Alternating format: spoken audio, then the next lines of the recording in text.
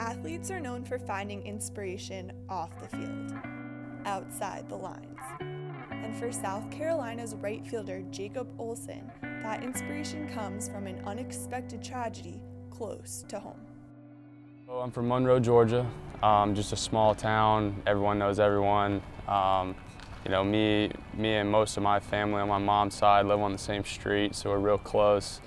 Together, the four Olson boys and their cousins up the street would run around their small southern town. But Jacob's relationship with his younger cousin Brody was different.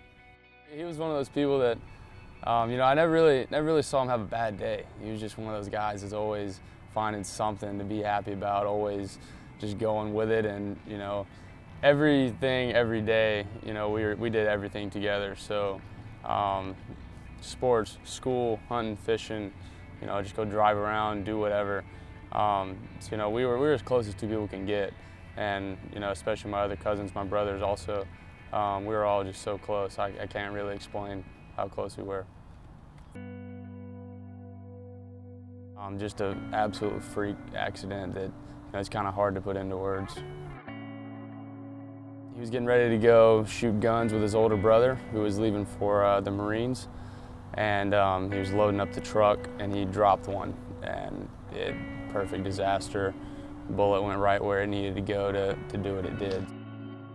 Brody died on December 29, 2017. He was 15 years old. One of the things that helped me after it happened, just to kind of check out of it for a minute, trying to take my mind off of it, I'd draw something that I was going to put on my arm. I knew I was going to get one. And this has 4 antlers on the right, 5 on the left, or vice versa. And that was the last buck that he shot. So I drew that. It's number 8. I wanted something with a baseball on it. It just kind of came to me. And about 4 days before I came back to school, I went and got it. So definitely something I wanted to do, and I look at it every day. When I came back, it was obviously just a big emotional point, and they were awesome taking me back in and just kind of letting me deal with it and understanding the whole process.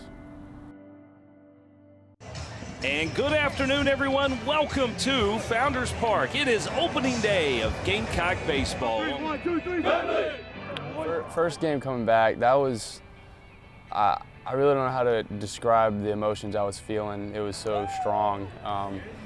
It was just something I'll never forget, the feeling that I had when I walked out here for the first time. And my first at bat when I hit that home run, I don't know if anything will ever top that I do in baseball.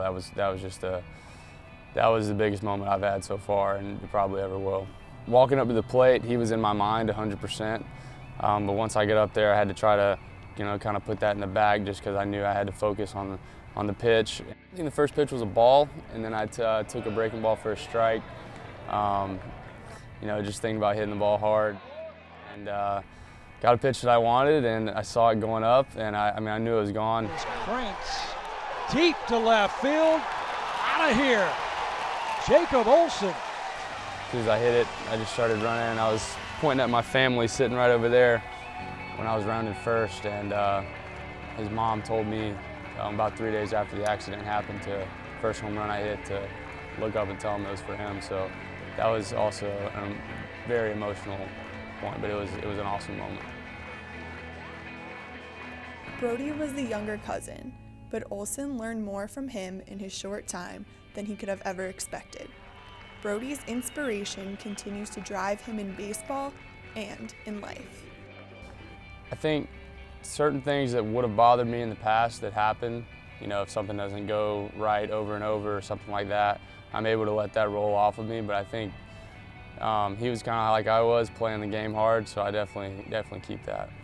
Anything that happened that might get someone down, he just let it roll right off of him. And so, I try to do that and learn from him. I try to live like he did, like that, because I think that's how everybody should be.